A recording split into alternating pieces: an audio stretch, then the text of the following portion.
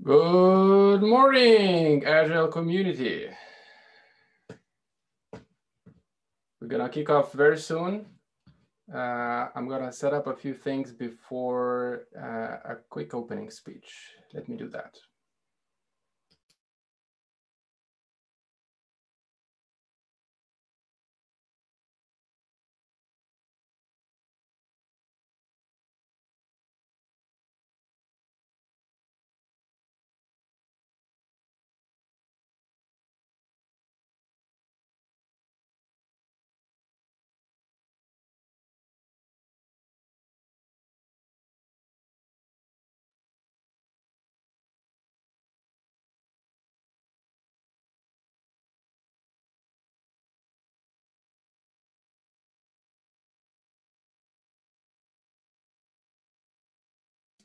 So I hope everyone had a chance to grab a cup of coffee or whatever else is energizing you in the morning.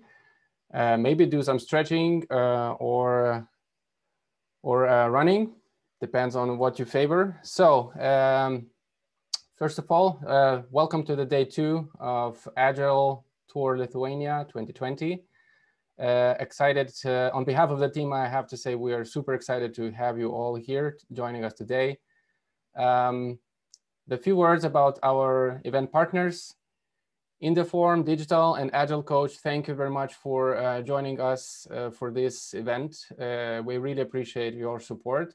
And also just a reminder to everyone who participates that our partners, of course, not only provided support, they are also providing Agile Coach provides Agile Clinic, which was a really amazing opportunity for you folks to get some consultation from Agile professionals.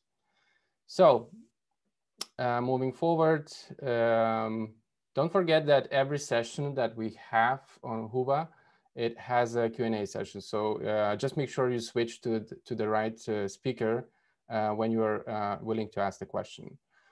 Because yesterday we had some technical difficulties. The tool is new for everyone, I suppose. Not everyone is used to have digital conferences that much.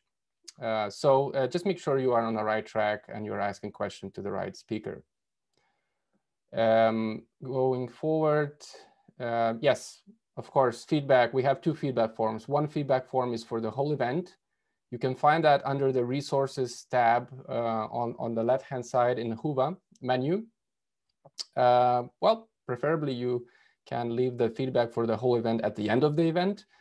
And of course, every speaker has their own feedback form. So leave a feedback there too, because not only us organizers are excited to learn what feedback you have, but also the speakers themselves are eager to know how they did and how the topic met the expectations of our participants today. One thing that I have to highlight though as well is that if you're an active participant on Whova, it's awesome because we are tracking your activity there. The tool allows us to track the activity of our participants. So the more you are active there, the more likely you will get the prize from the Agile Lithuania Association. So currently we have a few leaders. Don't forget that you can be the one getting the prize. Yes, I think that's it. I wish you another productive half day with us here. Wish you a great day with us. And the first speaker keynote will start in a minute. Arie, I have made you a host already. So whenever you are ready, we can kick off. Before we do that, I think we had you here joining Agile Tour 2018 last time, so a couple of years ago. The title of your keynote speech today is Agile Today. I think everyone is eager to learn what has changed over those few years that passed since the moment we had you here. So, Arie, the stage is yours. Welcome again. Well, thank you. Good morning, everyone. that was a nice question. So just before to start, okay, you tell us what happened since the last time. But I would like to take you to Agile today. I get very often, I get those questions, like, what do you think that Agile will be like next year, or the next 2 years, or the next 5 years, or crystal balls, etc. And I mentioned this crystal ball because nobody of us 1 year ago would have been thinking about something that's happening to us today, in terms of COVID-19 and all the complications that come along with it. So there have been things changing, not just because of COVID. And I want to take you a little bit on that trip. We have like 45 minutes to talk, 50 minutes Q&A. So we have some time for Q&A as well later on.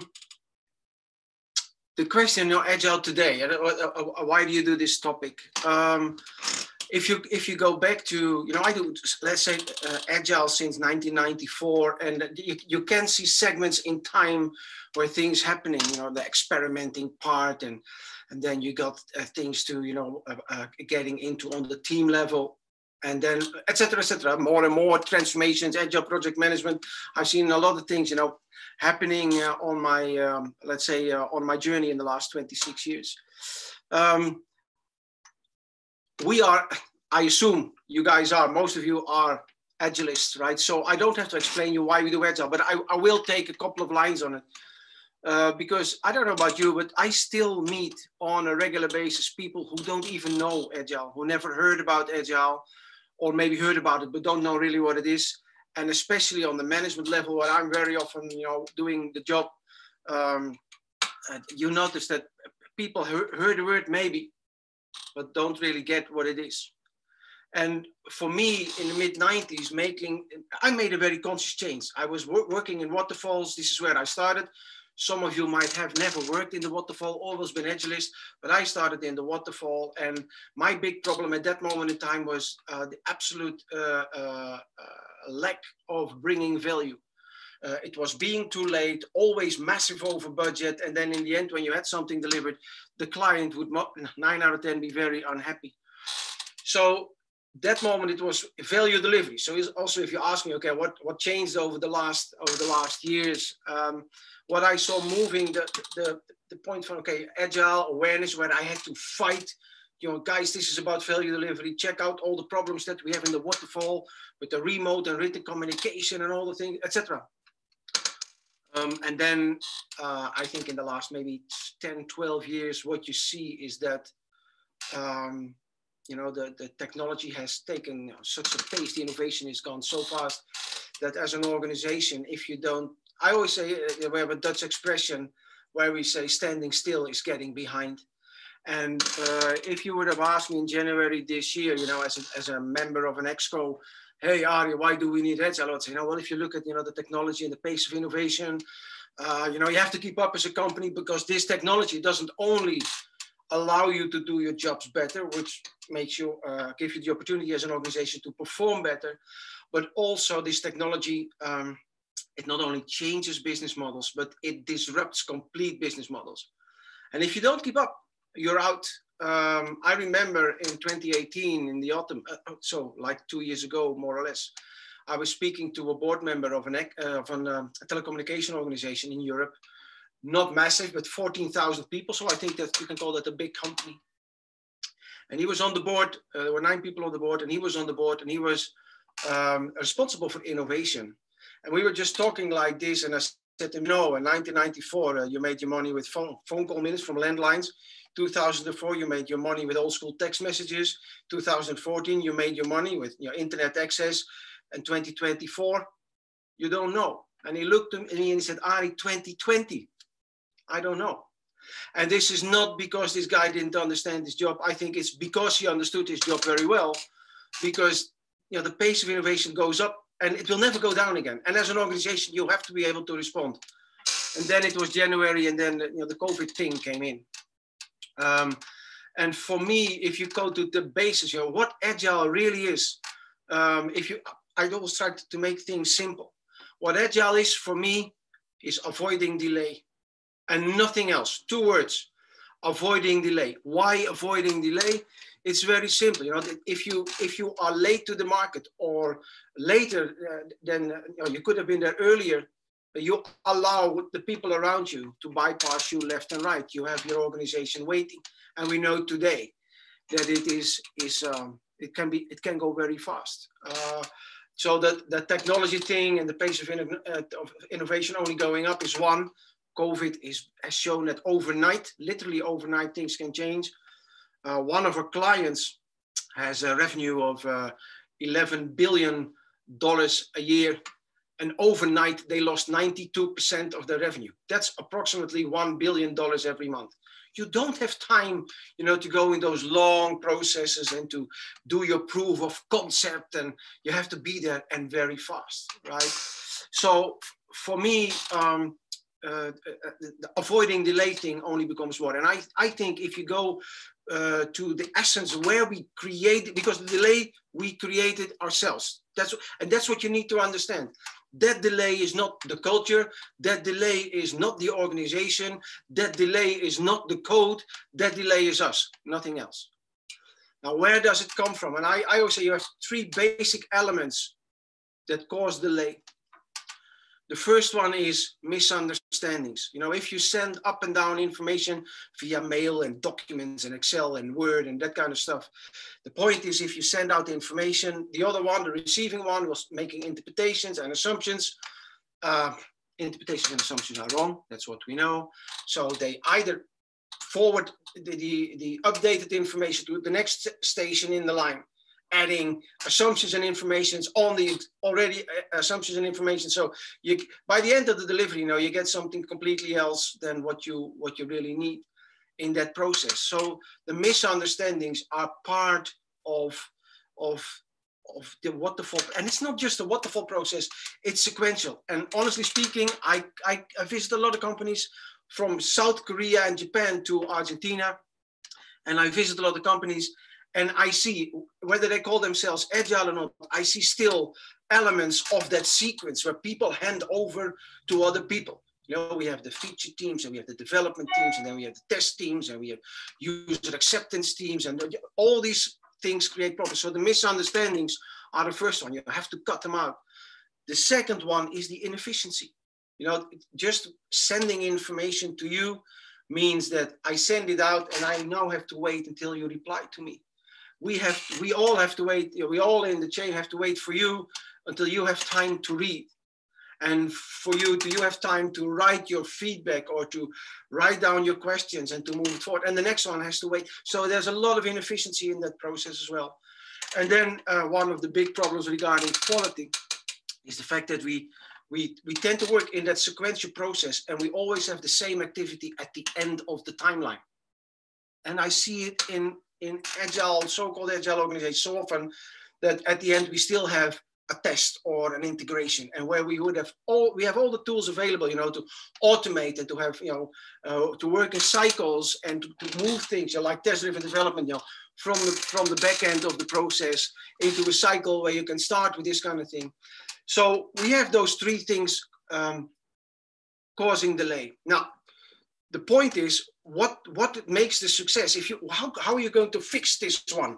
And you fix this one by, and we all know this, by basically three things. You have to break the silos in an organization. You have to empower the people, because now they are in multidisciplinary teams, and they need to, you know, get together, and they need, especially on this requirement or user story level, they will make the decisions. Value is identified by the organization somewhere, a management team or whatever, you know, this is what we need as an organization. And from the next about, you know, the teams, you know, business and development together, they will make sure that the proper requirements are there to get to that value. So it means breaking the silos so people can do this collaboration together.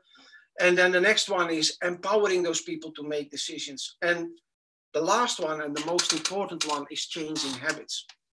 I don't know when you try to change yourself, one of your habits. I travel a lot, and one of the things that is problematic for me is driving in a country like Australia, in the UK, or in South Africa, because in my opinion, they drive on the wrong side of the road, right? And the thing is that as long as everything goes totally okay, and nobody around you does anything wrong, and you are very fixed, focused on, okay, you know, this is how it works, then you can do the thing. But the moment that someone else on the road makes a little mistake and you have to go to your reflexes, we have a problem. And I think when you talk about Agile today, the last one is very hindering. And I call it innovating backward.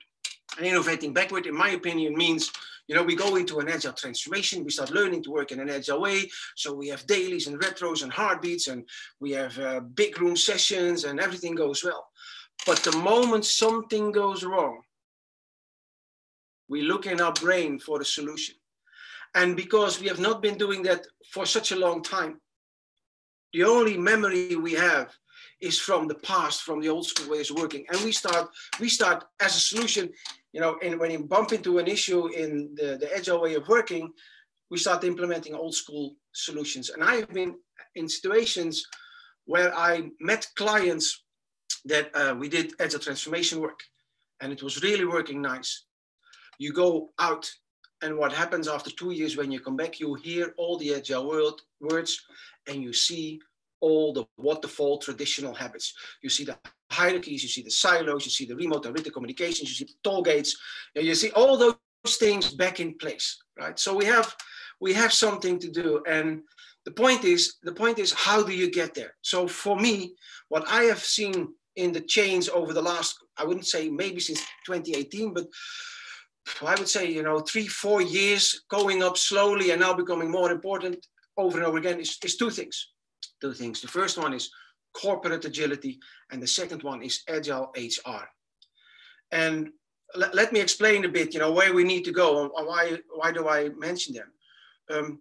Corporate agility, people always talk to me about business and IT, and I don't understand one fuck about this, because the business and the IT are not different companies, right? They are one. And if you as an organization want to deliver value to your client, if you want to deliver value to your market, you have to work as one, because I don't know in your language, but in my language, we have an expression that says a chain is as strong as the weakest shackle. So the moment if you have just one element in your organization not working Agile, you're late, you have a delay, right? So that corporate agility has to become more, for me, I'm sorry to say, but since 1994, I would have business people, and not people represented, but people from the business working together with developers. And then I had the other, I call them the non-functional standards, you know, the stakeholders like a legal department or a marketing department or a communication department. And if you are making a new product or service to put into the market, that your marketing is up to speed and that the legal department has done the job, so that when the team has delivered, right, it's really ready to go. I think it's like approximately 2 years ago. So maybe around 2 years ago when I was on location, there was a quote, and I think it was from Jeff Sutherland, where he said, please understand, if you don't deliver to production at the end of a sprint, you have a sprint fail. Now look inside here. How often do you go to production at the end of a sprint? So we have a long way to go. And if you do, you know, big MVPs where you say, man, we have a new product that we launch into the market. And you know that everything you do in this, you know, you have to be legally, you have to be safe. Otherwise you get claims, you can't survive. If you have the product ready, but marketing is ready, you have to wait for them. Or the otherwise, you know, marketing is ready, you're sitting and waiting for you to come, right? So you need to make sure that you are aligned, that you work together, because only together you can avoid delay. Corporate agility, that's the one. And when I said a couple of minutes ago, you know, breaking silos, the impact of breaking silos means that people's profiles change. That means that you have to work in a different way in recruiting, because the profile of the person changes, in terms of career development, how you offer that to your people in an organization. And what do you think about individual targets and bonuses? You know, if you want to have a one-liner, Agile is moving away from individual task to team delivery. So if you work in this with individual targets and bonuses, it doesn't work. You will disrupt any kind of team delivery. I have literally been in situations where people said, hey, Arie, this is nice, but this project, you know, it doesn't help me to, you know, to get my targets and to get my bonus. And now we're running, you know, to the manager in charge. Hey, man, we need to change this person's targets, right? but that's not the way it should be. So if you go there, what for me, yeah, for me it's common sense, but I think organizations now really have to go into that corporate agility where you do it all together, where you have people that are with you, you keep your teams stable, because disrupting teams and changing teams all the time is killing productivity easily by 50%. So you keep your team stable, you let those teams work, you facilitate them in their agile rituals, and you make sure that they do them, because the success in agile comes with the quality and the discipline that you apply using the agile rituals. And if out of retrospective comes a need for an improvement, either in the team or on the individual level to improve, as a management, you need to facilitate that. So for me, I was a couple of weeks ago, I was doing a talk on a conference, and in the Q&A later on, someone asked me, said, Arie, can you give me the top 3 of success factors for any kind of agile transformation? I said, yeah, I can. Number 1 success factor in any agile transformation is the leadership team. Number 2 is the leadership team. And number 3 is the leadership team.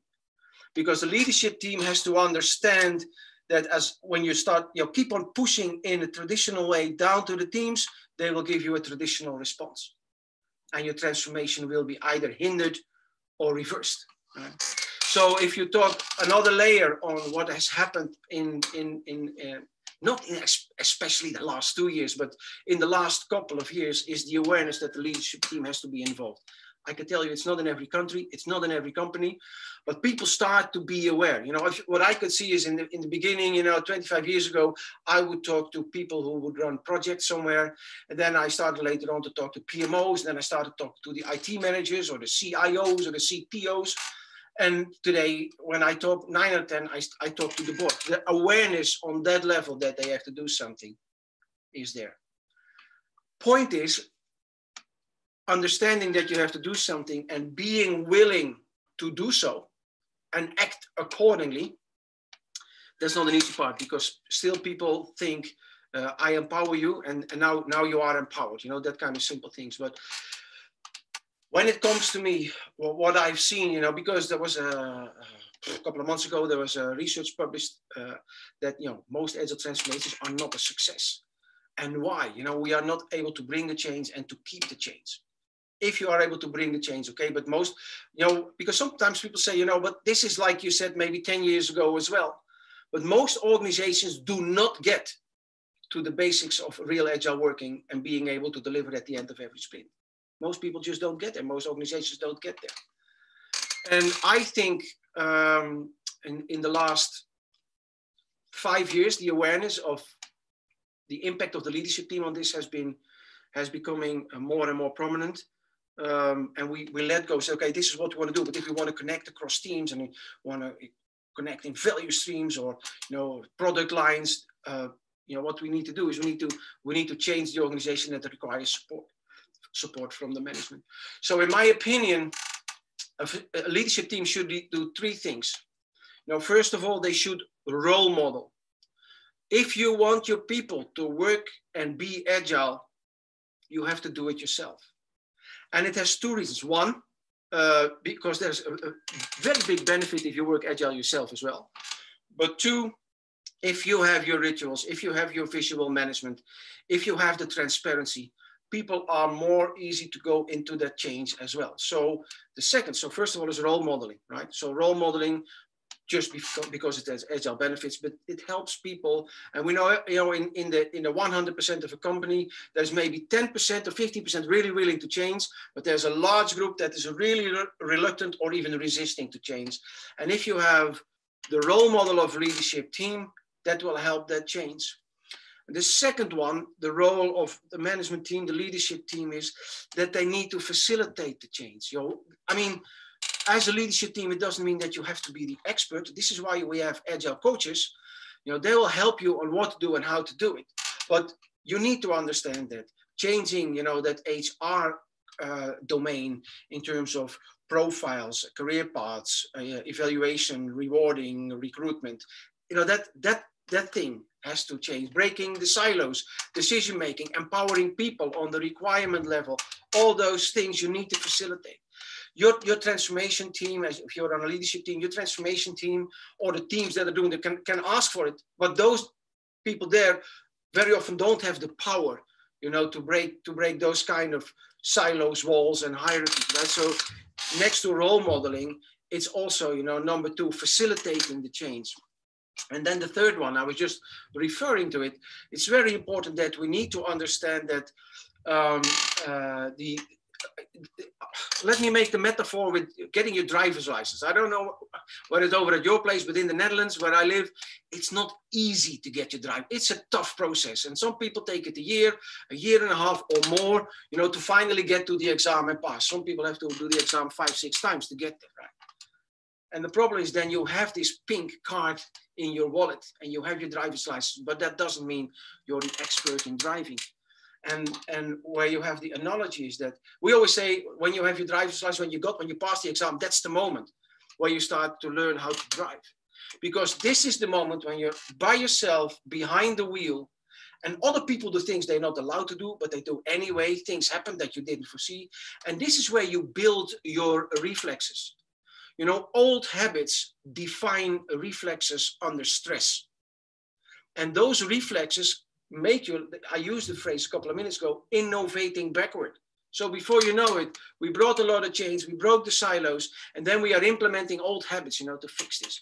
So next to role modeling and role modeling, agile working, facilitating the transformation in making the change on the organizational level, it's also sustaining the change. That means motivating the people, but it also means that you are aware of what has to happen. You know, as a leadership team, you have been in this transformation process and you know what is required from you. You have the coaches around you. And this is the moment where you have to make sure that when something goes not the way you want it, you use new reflexes and no old reflexes. And it takes time to build those reflexes. You can do agile in a couple of weeks, but in terms of becoming agile, that will take a long time. And the older the organization, the deeper rooted are the habits. And the habits are written down in the bureaucracy of decision-making and documentation standards and HR. They are not even written down. We're very often embedded in informal ways of how people interact with each other, the do's and the don'ts, right? We don't have that expression for nothing. And there's a reason for this, the do's and the don'ts. So we have to build a whole set of new reflexes, let's put it this way. Now, very often people ask me, because you just ask, okay, in the last 2 years, what happened? Well, these are the things that I see, you know, stronger and stronger coming up. And then it was January and COVID-19 came in. And also in the agile world, we have a lot of people who don't like change. Right? If you look at you know, the comfort zone, people like to stay where they are, and you know, where the old way of working was very pre-described in manuals, we feel comfortable with that because now we know. So people will look in after an agile transformation. Okay, tell me how I should work. Tell me how I should work. Right? And people want to see it written down in a QA manual or something. And this is what it is. And it's not, of course, that's what we know. So leaving that comfort zone will become a continuous process. Now, what happened, of course, in the COVID crisis is that where already people were, not everyone, but a lot of people were used to geographically distributed working. Now, all of a sudden, there's no choice, you have to. I think in almost every country, maybe 98% of the countries, people have been in some sort of lockdown, staying away from offices. And I want to give you an example of what happened. And this is including old school reflexes and the impact on agile working, the way of working, and how we deliver together from management. We had a client in Central Europe, April, May this year. And we started talking with the client about doing transformation for this company in January. So before the COVID crisis, we had first session, I think it was in February. And then we agreed on to start the transformation itself in March. And that was exactly the moment that in the Netherlands, the lockdown started, and in other countries as well. So for us, you know, where I do with my teams cross-border international transformations, where you are already used to work very often with the situation that we are exactly at the moment right now, where you have at least part of your teams, distributed across the globe in different time zones, etc., different languages, where you use these kind of tools that we are using here. Now everybody is. And this gentleman, the CTO of the company, he gave me a call and he said, we should postpone the work. I said, why? He said, because it's all so inefficient. And I said, what do you mean it's also inefficient? He said, yeah, doing the transformation and coaching work remote. That's very inefficient. I said, oh, that's interesting. But check first, did you already do this kind of, work remote? He said, no, but it's inefficient. I said, so you say it's inefficient, but you never did it. Right. And I can tell you we did. So point I want to make now to you is the leadership team impacting old habits that are there. You have to understand that agile working is that continuous, exploration of things and also accepting learnings from others. If you ask me, what in my opinion, one of the characteristics of an agilist is being open to the learnings of others. So when someone shares a learning on a conference or a situation like this, and people start burning that person down, and that happens so often, then I think, oh my God, this is someone with an old mind, rooted deeply in old habits. Listen, because if someone did it and you didn't do it before, maybe there's something interesting in there. So listen to understand and listen instead of listen to criticize is what I would like to see, especially with leadership teams. Now, in the end, we were able to do the work, and of course, I would say, yeah, I can say, of course, we had very happy teams in the transformation. People, the work improved. People finally got, because they were working some sort of agile, but they really needed to push, to forward. So what I just said, the step to corporate agile, it wasn't really corporate yet, but it was, in the larger things of large scale things. That was a very important one. Now, so we have this remote thing that for me is not much of, I have to say, I would like to be now there in the room, because being in video conferencing changes things.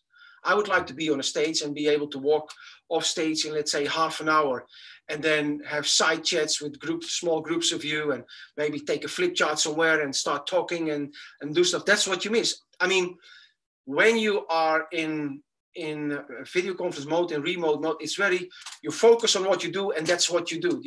All the extra contacts and all the extra little things you miss.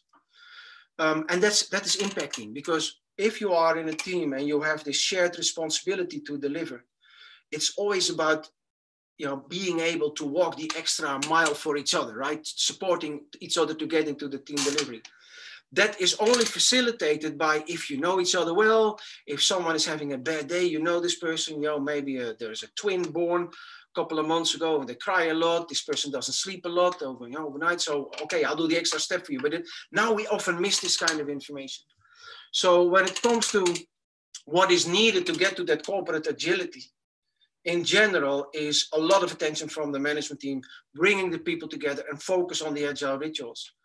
And I would say in the remote times, which is especially sort of kickstarted by the COVID, there was remote working before, but by the COVID crisis, we have to understand that working together, agile or waterfall, I don't give a shit, is about humans. And that's where you need to focus on. You cannot just rely on having the fact that we have a daily at 8:30 in the morning and that should be it. You need to have the people in there with the right mood, the right motives, to be open, to be transparent, even if they had a bad night, right? So in terms of corporate agile and agile HR, I would say now, if you want to go to corporate agile with a leadership team, but not just the leadership team, it's also for you when you are in your delivery team, working with a couple of people on this delivery, attention for each other. And that doesn't mean that you have to become big friends together. No, that's bollocks. Right? For me, you can just understand each other, the empathy, and you create it by connecting. And connecting can be done. It's not perfect like this, but it can be done, right? What for me is very important in this process, that you focus on your learning. So In the Netherlands, we have a nice reputation when it comes to speed skating.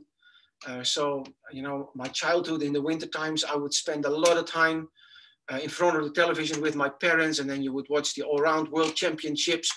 And, you know, every round, the 10 kilometer or the 5 kilometer, we would write down the times and, you know, totally on the tip of the chair, you know, working, etc. And what I learned from, because then you got the comments from the trainers or people that had been trainers or successful skaters in the past.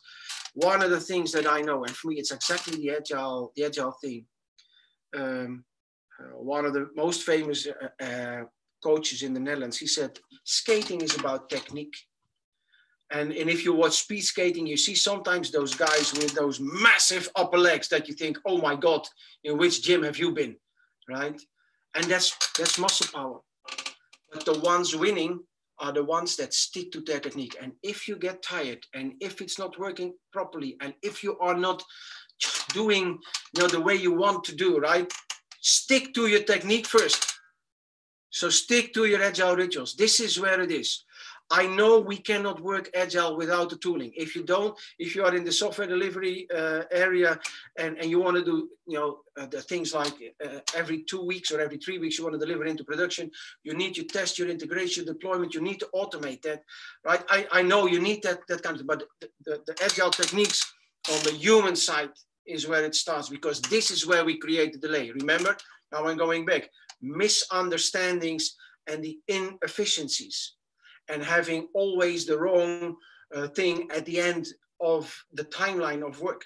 If you want to cut those out, you create this only when you focus on the technique, when you respect your WIP limits, when you are doing your agile rituals, where you do your visual management, your daily, your retro, your heartbeat, you have to be there, right? So the technique is crucial. And that means that you have to accept learning. And it's not only that you have to accept learning, but you have to embrace learning as something that is not like you're allowed to have 2 trainings a year. When you are in the agile way of working, you have, and I think in any kind of working, but it's a paradigm shift you have to make. The learning is there every single moment of the day. One of the things that I know when I started doing this in the mid-90s, we were used to have a learned lesson session after the delivery was done, after the project. So we would be in a big project for a year with a team of 30 people. And then when the delivery was done and everybody was sweating and doing a lot of overtime and a lot of unhappy people around us, then we did the lessons learned. No, you do your lessons learned ongoing, the retrospective. And this is so simple. And I meet so many agile people say, no, we don't do a retrospective. No, we're doing fine. We have nothing to learn. Well, if you have nothing to learn, maybe you have something you can improve, right? There's always a way to do things better. So that consequence of learning is very important. And the learning for me means that you have to be open as an agilist to do this. And now I'm back to Agile HR, right? But also as a team, you need to change this. And I see agile organizations where people still have a €3,000 budget a year, you know, to invest in trainings. And I think where you need to go, and now I'm not talking about the last 2 years, but in the next couple of years, if you want to go to that corporate agile, you need to go into the real self-organizing teams where you say, you know, I have this team, I keep it stable, I leave it to the team. And I'm talking from a background in 1997, I joined the company with 24 people. I was number 24 on the payroll. By the turn of the century, so 2.5 years later, we had 700 people, all autonomous growth, and we were organized as a consultancy firm in small self-organizing teams. The only thing we shared, there was 5 people at the admin doing all the invoicing to our clients. We did everything, the marketing, the innovation, the sales, the hiring, firing, evaluation, rewarding, everything. And it worked, you know, like it skyrocketed. It worked, so it can be done. And this is where you need to go. We have now the attention in terms of agile working for corporate agile. The leadership teams are becoming more and more aware. There is attention for agile HR. And the next one is, okay, now let's just move into those self-organizing teams. It doesn't mean that a team can do whatever they like, but a team will take the responsibility to do what is needed. You know, corporate, delivering value, know where you are with your product.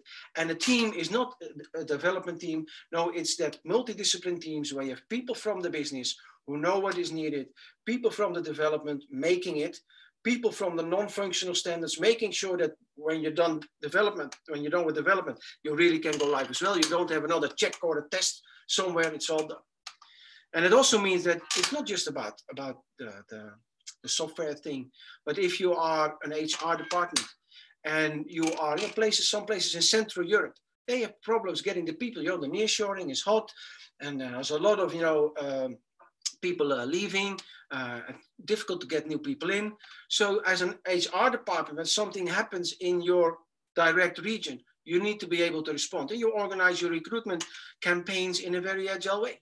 If you have a new product, you go into your marketing campaign in a very agile way. Agile is a corporate capability. And that's what you need to build. And to maximize that, you need to get into those self-organizing teams that know from the corporate level, where are we going? What is our strategic focus? Where are we? And then, okay, this is how we can deliver value to this. That change is something that will take time, especially building reflexes when something is not working well, will take time. And the only thing that I would really like to say to you guys is,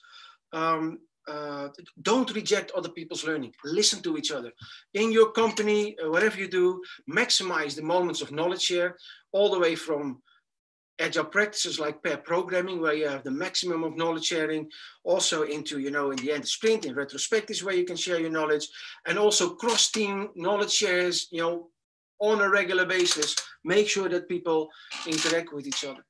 And it's not easy, changing those, breaking the silos, changing HR. It requires, in a lot of countries in the world, it requires involvement from the unions. You cannot change this without. I was in Belgium a while ago, and someone from the board of the company said to me, he said, Arie, we are working now for a year and a half to get the profile of an agile coach approved by the union. Sometimes this is what we have to fix. This is, as an agile coach, this is where we need to go. And there are ways to do this. There's not a silver bullet. There's not a magic wand that you can use.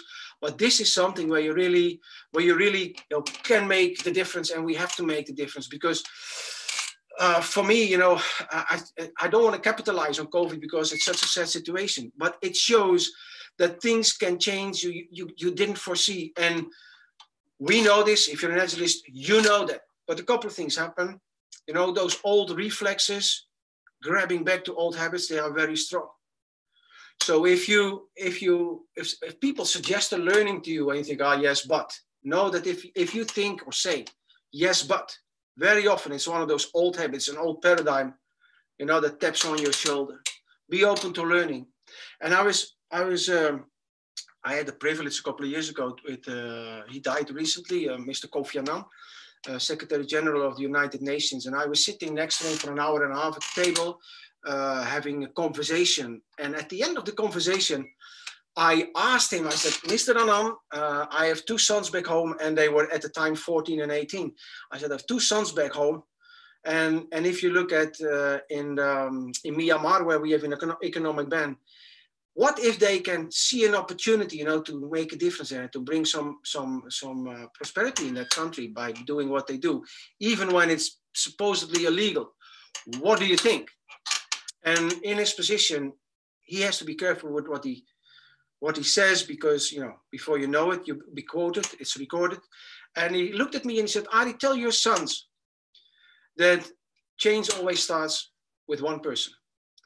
And I thought, yeah, that's a good one. And I hope for you, I was just checking out, we are with 159 people now here. I hope that you understand two things. One, if you're an agilist, you're never done improving and learning. So don't get lazy and sit and think, hey, this is it, I'm happy. No, things are coming. We saw this year that you didn't foresee. Technology the evolution will never stop again. So there will continuously new things that can help you out. And always, also people just come up with brilliant ideas. So what I would like to invite you to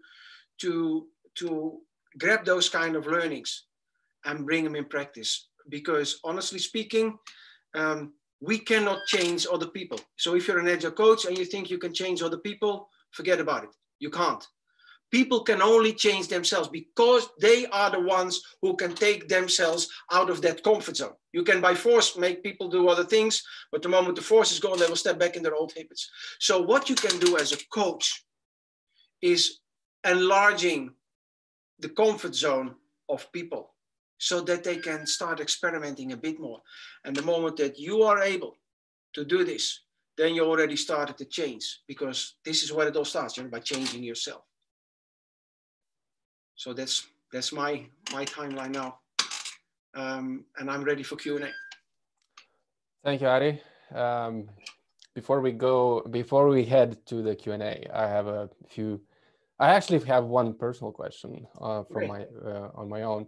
So Agile, we all know that you are one of the co-authors of the Agile Manifesto, and that happened 19 years ago.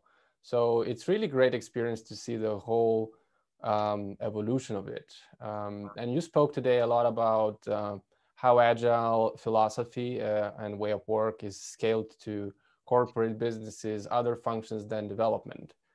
In that 19 years period, some companies discovered the Agile way of work sooner, some later. And as you said in the very beginning, some didn't discover that at all.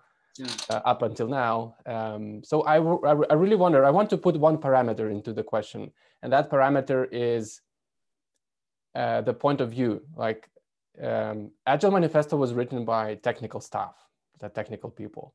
So I wonder, over these 19 years, how this evolution is seen from the technical point of view. Not talking about corporate, not talking about business agility, just purely from what was the evolution from the technical point of view? Well, as you know, that in the Agile Manifesto, we talk about things like face-to-face communication, and we say is the best way to convey information. And Agile working itself is based on the ritual. So where you start first is, okay, the technology helped us to facilitate that face-to-face communication in a massive way. When I started working differently in 1994. I know James Grenning started working differently in 1998. Other people maybe in the late 80s or the early 90s. We all had our moment that we started working differently. So most of us started way before the internet time. So technology has helped us a lot.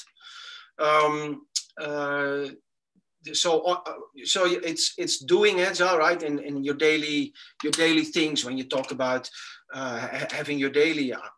I worked in a factory where we had 500 people in 3 different countries. Teams would be scattered. That way of working, where you would be in front of a flat screen doing a daily and a flat screen next to it with a plan board, that was in the mid-90s impossible. It meant for me driving up and down with my car with people from the client in my back, going to a conference center, right? So that's one side of technology. And what I think became more prominent over the years and is absolutely preconditioned on the software side of Agile to make it happen is the toolings for, testing and integration and deployment. And then later on, if you bring development and ops together, there are teams that are working on development. They continuously, on flat screens on the wall or somewhere, they continuously can see, that supported by tooling, what's going on in the solution being live. And they can identify, do we need to put something in the fast lane now? Or, is it all going well? And we have seen that situation, database, all of a sudden performance goes down. There goes something up in the fast lane, and the technology helps you identifying it. The technology helps you solving it. The technology helps you also communicating to your team members across Europe that you are putting something in the fast lane to take it on, so everybody knows it's taken care of. So that technology, I think that very often it's sort of a layer that has always been there, but what it does in a massive way is helping us to be agile instead of doing a little bit of agile. And we didn't foresee that when we wrote the manifesto. Yeah, that was very interesting take. So thank you for that. We also have a few questions on Whova. So the first one that has most votes is the following: project management, to follow agile rules by the book or use cherry picking. I think the cherry picking in this context means pick some particular parts of the agile way of work. Is it true that if you use cherry picking, doesn't mean that you're agile team? I think if you do cherry picking, you're a fucking smartass. That's what I think that you are. So for me, it's like this, when we wrote the manifesto, This is what we were facing, because, as I said, we were all doing different things. We were experimenting and working in different ways. If you look on the quality side of people, things like test-driven development, on the efficiency side, like Scrum and Lean and Kanban. And Lean and Kanban were not in the room represented when we wrote the manifesto, but for me, they are part of the Agile domain and the value.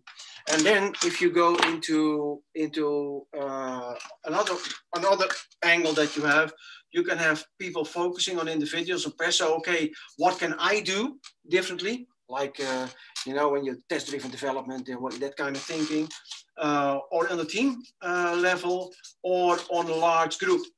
And to be not modest and start with myself, when the Agile Project Management Framework, and I know project management is a dirty word these days, but that's focusing on a large group delivering value. And for example, Scrum is very much here.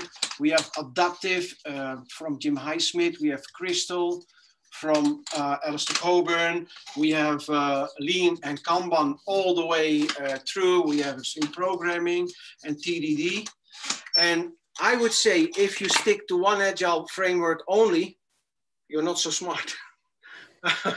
And I think seriously, if you're an Agile practitioner, mark the word, practitioner, what you need to know, the Agile is a concept.